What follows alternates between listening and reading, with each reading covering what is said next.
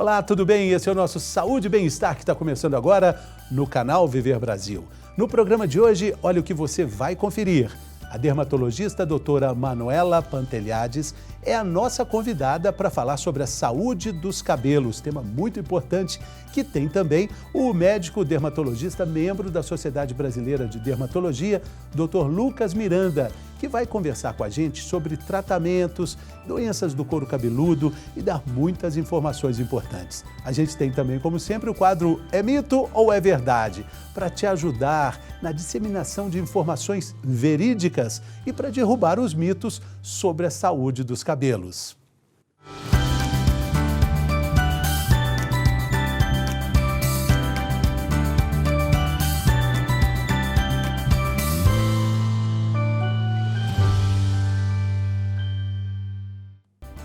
Vamos lá falar sobre os cabelos, esse símbolo também da vaidade humana, mas também de empoderamento, que mostra muito da nossa personalidade, ferramenta de autoestima para o estilo, para a expressão de cada personalidade. E além disso, é a moldura do rosto. Diz muito sobre a saúde interna do corpo humano, sabia? As doenças relacionadas ao cabelo, os tratamentos, as técnicas e muito mais coisa interessante que você acompanha aqui no nosso Saúde e Bem-Estar. Para conversar com a gente sobre esse assunto, para começar esse nosso programa, a gente tem aqui no estúdio a doutora Manuela Pantelhades. Falei o nome certo, doutora? Falou. A sua mãe, que é grega, vai ficar feliz com a pronúncia? Feliz, vai. Muito bem. Família toda.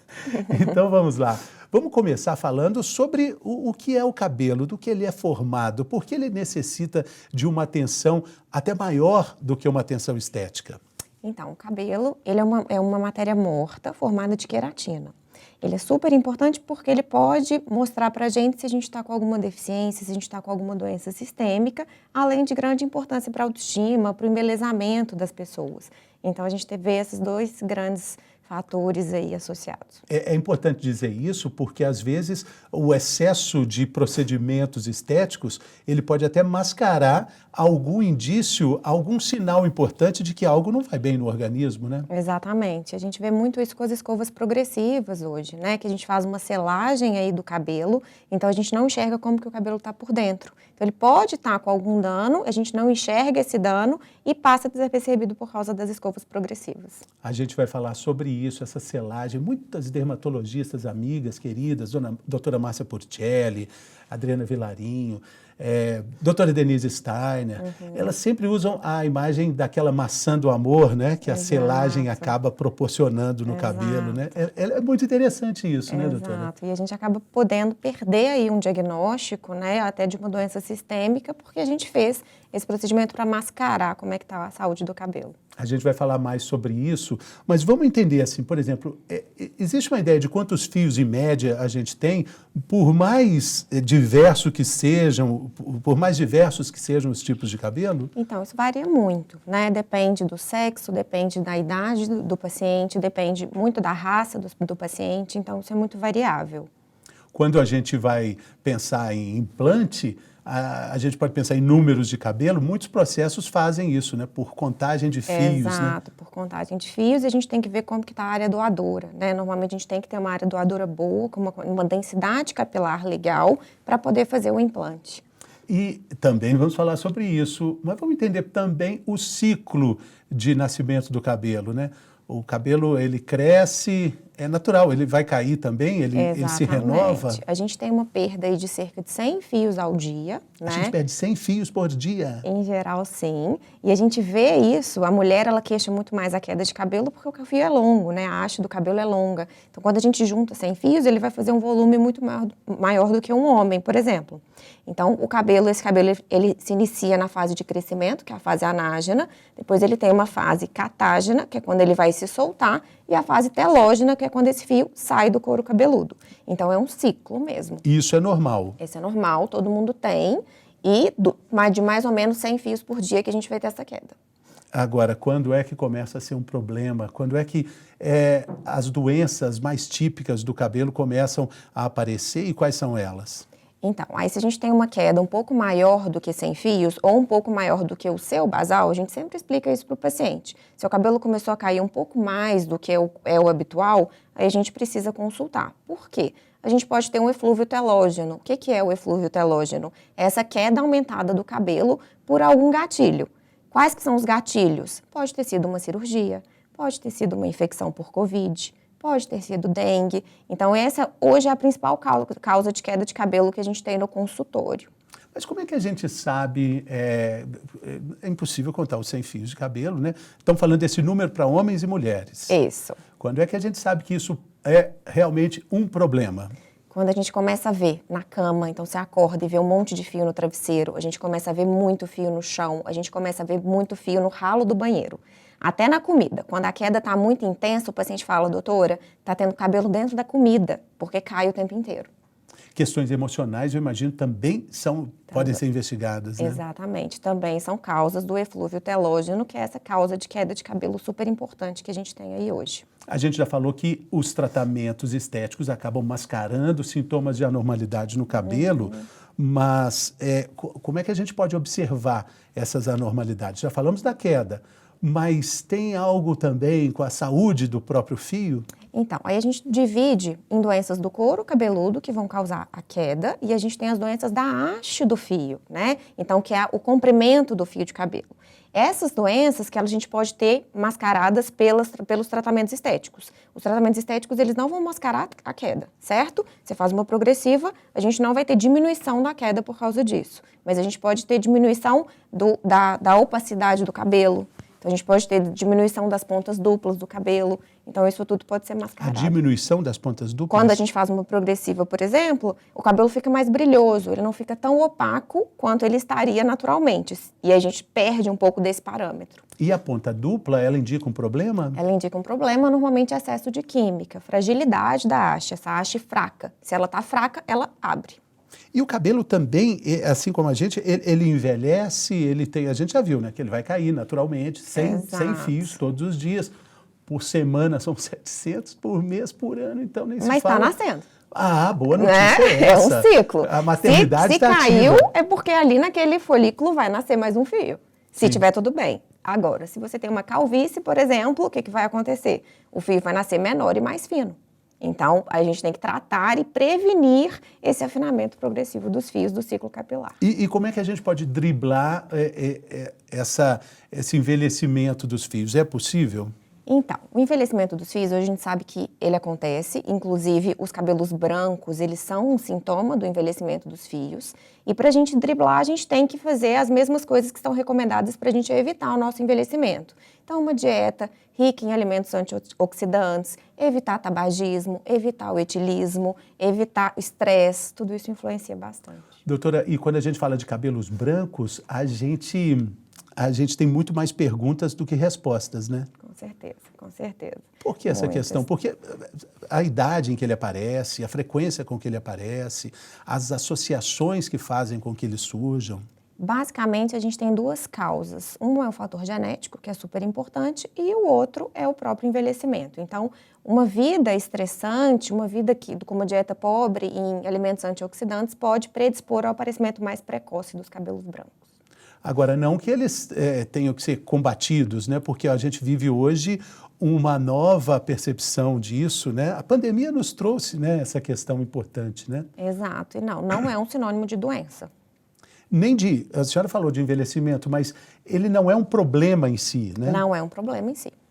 E sempre importante falar dos cuidados com os procedimentos estéticos, descolorantes, por exemplo. De novo, a pandemia trouxe a possibilidade da gente fazer isso em casa, né? E talvez com menos qualidade do que seria feito num salão. Mas até mesmo no salão é importante entender até sobre elementos proibidos, não só que fazem mal para o cabelo, mas que são proibidos mesmo pela vigilância sanitária. Exatamente, como o formol, né? Então, a gente tem muito uso do formol aí clandestino. A gente sabe que formol é uma substância que é cancerígena. Ela é usada, ela tem a concentração que é permitida de 0,2% em cada formulação. E, normalmente, as pessoas colocam um pouquinho a mais para ela fazer esse efeito de alisante. Então, a gente sempre tem que ficar atento.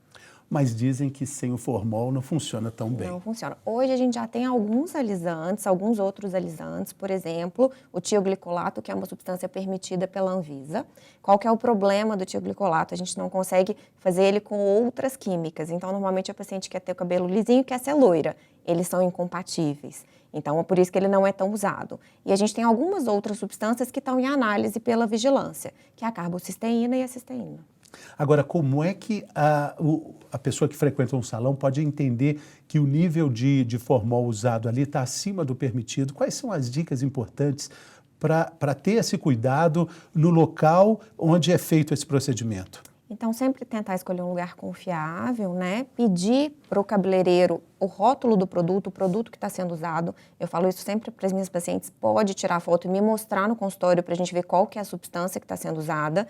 E como que a gente percebe que está sendo usado um pouco mais de formol do que o permitido? Com o cheiro. Então, a mucosa fica muito irritada, os olhos ficam irritados, o nariz fica irritado, a garganta fica muito irritada. Então, sentiu essa irritação ou teve necessidade de usar luva, óculos de proteção, é porque pode ser que tenha alguma coisa errada. Mas ficou uma beleza, ficou ótimo. O cheiro de formol que estava meio forte.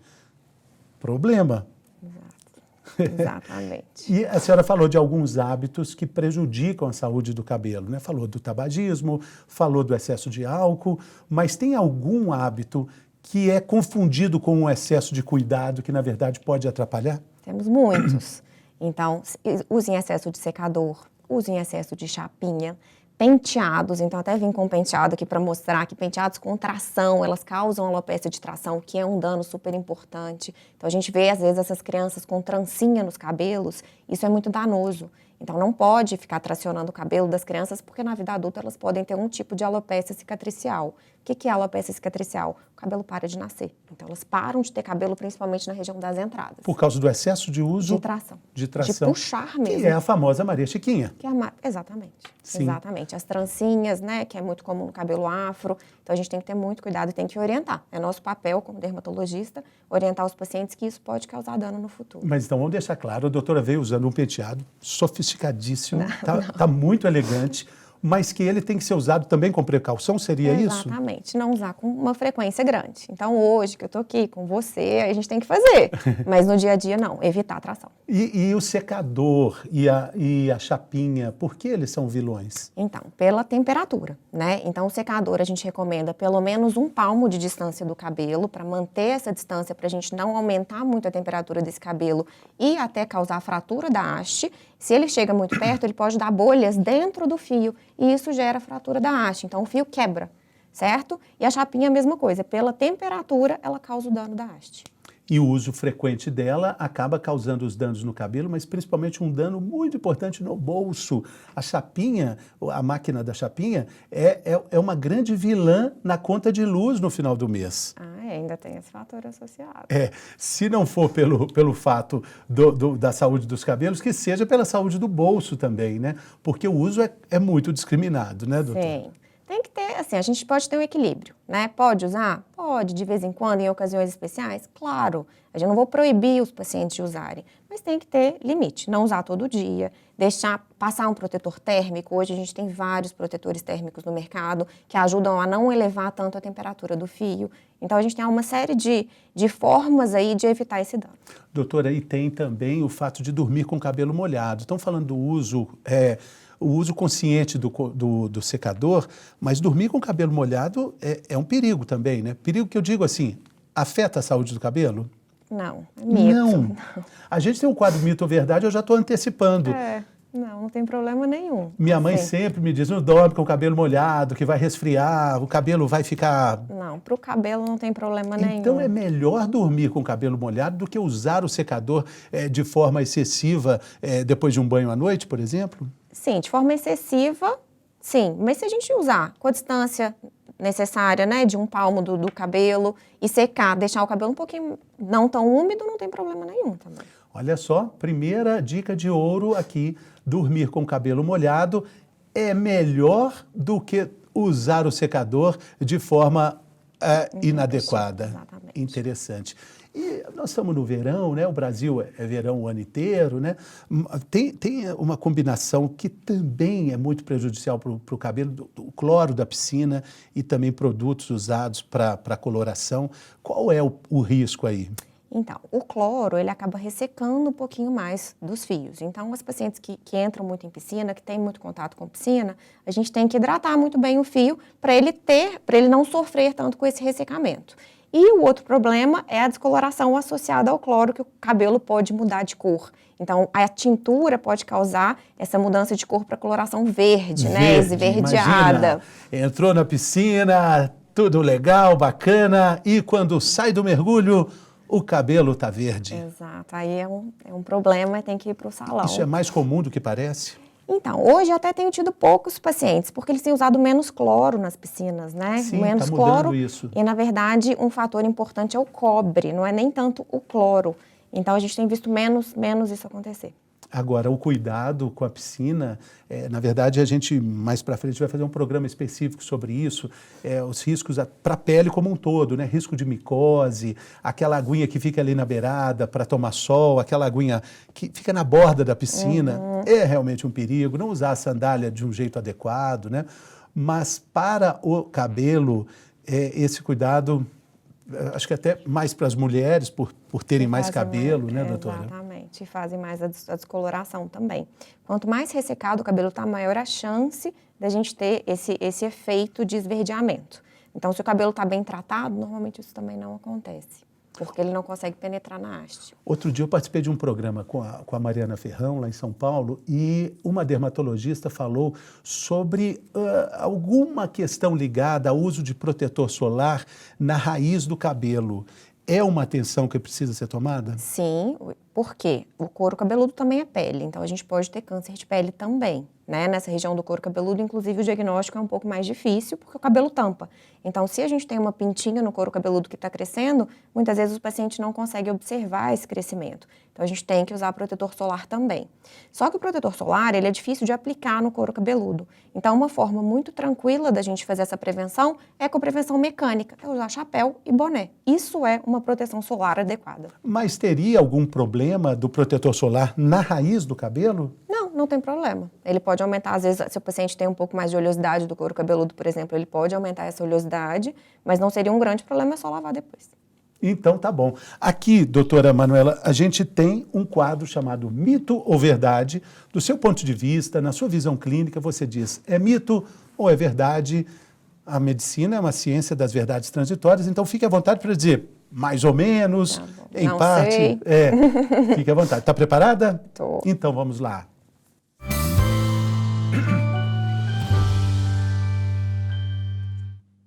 Tá muito bom esse nosso mito ou verdade de hoje, porque a gente já começa com uma questão. É mito ou é verdade? Pente é melhor do que a escova? Mito.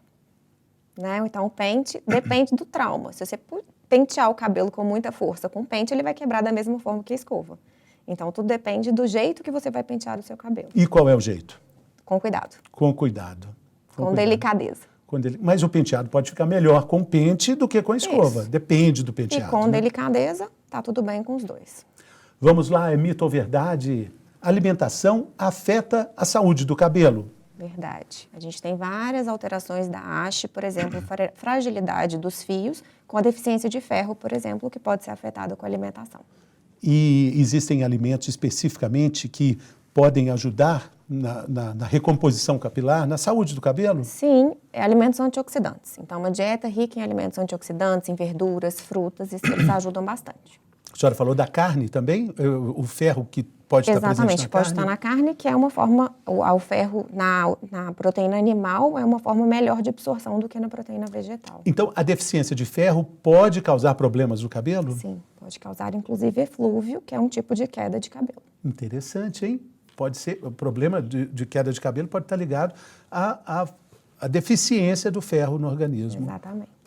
Vamos lá, mais uma questão. Estresse, transtornos psicológicos podem causar queda de cabelo. Isso é um mito? Não, isso é uma verdade?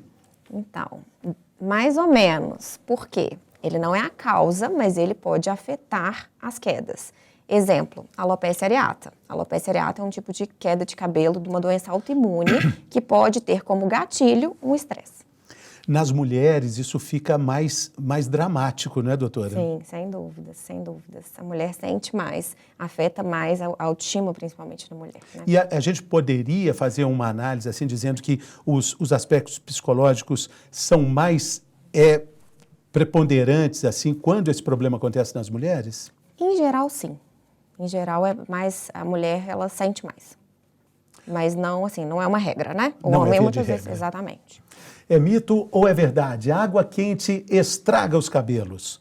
Verdade. Porque a água quente tira a gordura natural do cabelo e tira a gordura natural da pele. Quando a gente quer lavar a louça, se a gente coloca água quente, não é mais fácil da gente tirar a gordura da louça? É exatamente isso que acontece com a gente, com a pele e com o cabelo. Só que ao contrário da louça, a gordura protege a nossa pele. Exatamente. E o cabelo. E a pele e o cabelo. E na panela, né, a gente tem que tirar a gordura toda. Exatamente. Né? Mas os dermatologistas sempre dizem que um banho ideal é de apenas 5 minutos. Como é que dá para lavar o cabelo, cuidar da pele, fazer tudo direitinho em 5 minutos, doutora? Então, a gente não gosta muito de banhos prolongados justamente para não tirar essa gordura natural da pele, que é uma barreira, né? Então, é uma proteção, inclusive impede a gente de ter infecções. Então, é para ser um banho breve. Os 5 minutinhos é para a gente explicar para o paciente que tem que ser breve. 5 minutos é um jeito de falar, né? 5 jeito de minutos de falar. mineiro, né? São só 5 minutinhos. Rapidinho, isso mesmo. Sei. Agora, temperatura da água.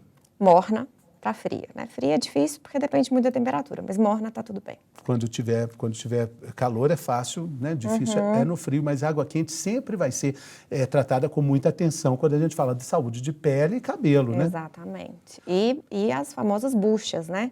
A bucha pode até ser um mito ou verdade. Bucha não faz bem para a pele.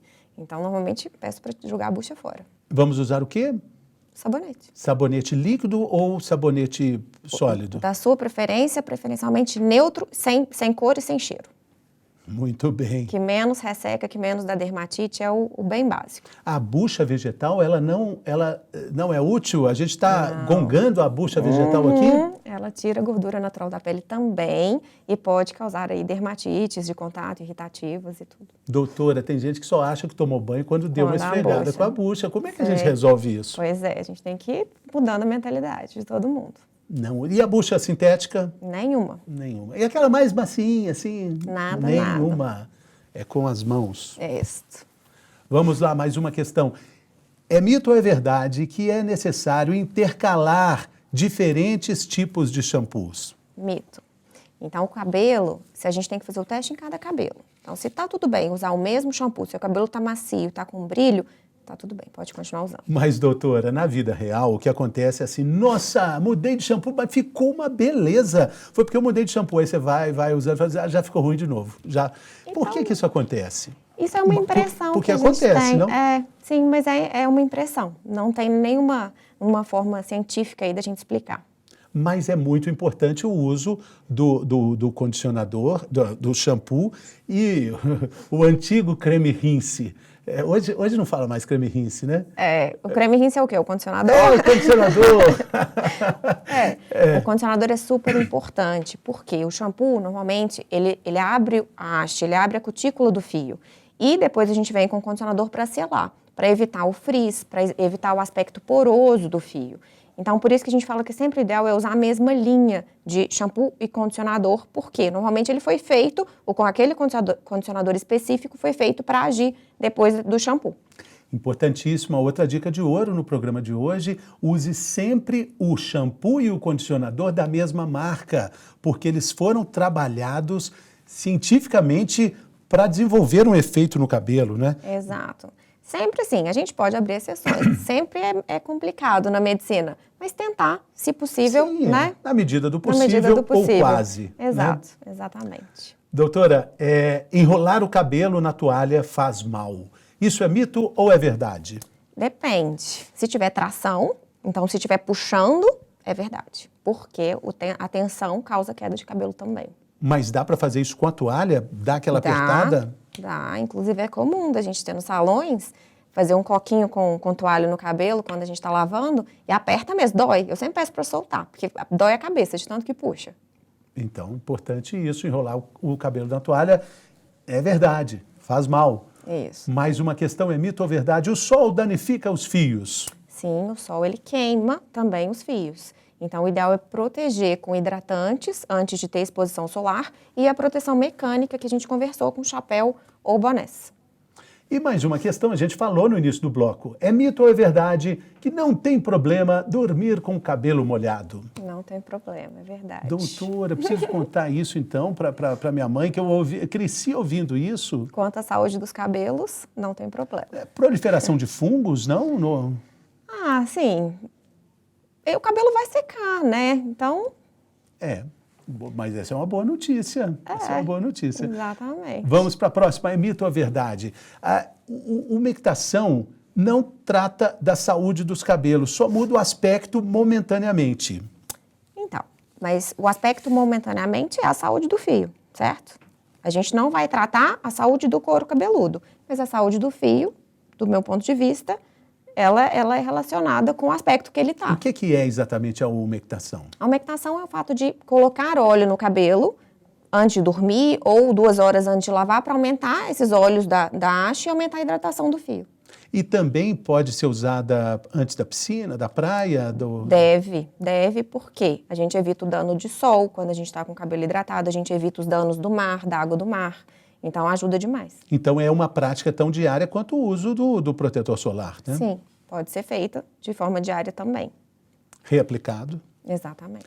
Mito ou verdade, doutora? Mulheres que amamentam perdem grande parte dos fios. Verdade. Normalmente, a gente tem queda de cabelo que começa no 3º mês do parto e vai até mais ou menos o 6º mês. É mais uma causa do eflúvio telógeno que a gente conversou no outro bloco, que é aquela queda de cabelo fisiológica. Então, a gente tem o parto, os hormônios da mulher caem e a gente tem a queda de cabelo 3 meses depois pelo ciclo capilar. Ela pode ser administrada com acompanhamento, né? Só acompanhamento e ela tem resolução espontânea. Então, não é uma causa de queda de cabelo que precisa ser tratada. A não ser que o paciente tenha alguma outra condição de base, tem alguma outra doença de base do cabelo. Se ele não tiver, vai resolver espontaneamente, a gente tem que tranquilizar o paciente. E é muito importante dizer que nesse período, né, da gravidez, da amamentação, vários, para não dizer quase todos os procedimentos químicos estão suspensos, né? Exatamente, não pode fazer, nem na gravidez, nem na amamentação. Tem algum que está liberado? Nenhum. Nenhum. Então, é uma fase que tem que ser muito bem trabalhada, né? Muito bem Qual trabalhada. é a dica? Então, hidratar muito bem o fio. Quanto mais hidratado o fio tá, menos ele vai ficar com frizz, com mais brilho ele vai ficar. Então, isso facilita também o cuidado diário, a não ter que fazer uma progressiva para domar os fios, por exemplo. E entender que é para um bem muito maior, né? Muito maior, sem que é um dúvida. processo que está sendo feito em prol de uma vida, né? Exatamente. É mito ou verdade, doutora? Quem tem cabelos finos não vai conseguir ter fios mais volumosos?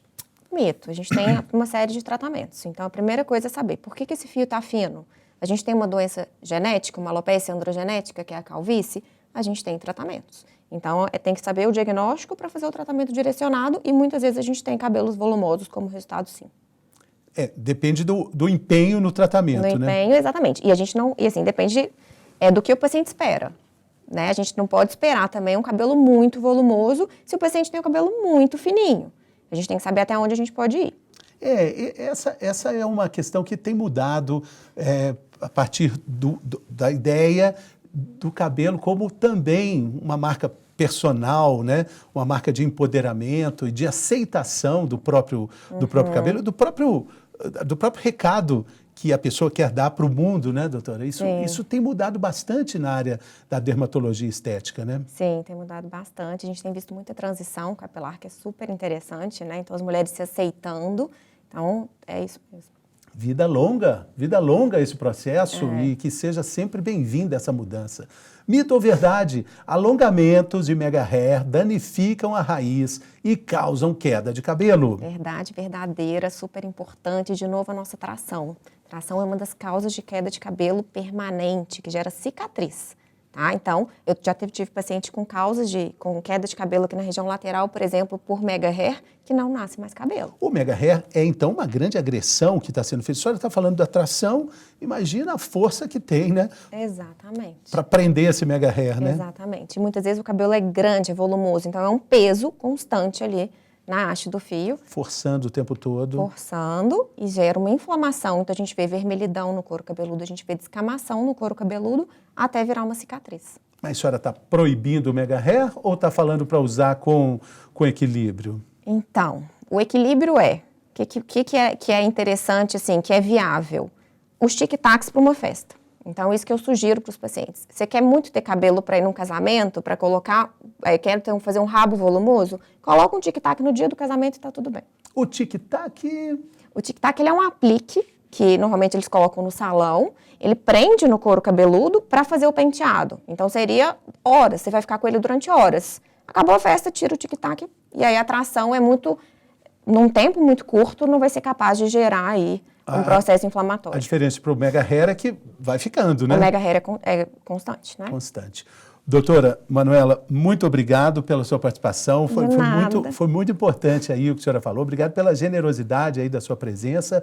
E quero contar mais com a sua participação aqui, porque esse assunto a gente vai longe, né? A gente vai longe. Foi um prazer, eu que agradeço o convite. Alegria imensa. No próximo bloco, a gente continua falando sobre saúde dos cabelos. A gente volta logo e te convida para participar conosco, da sua opinião, pelas nossas redes sociais. Depois do intervalo, a gente está de volta.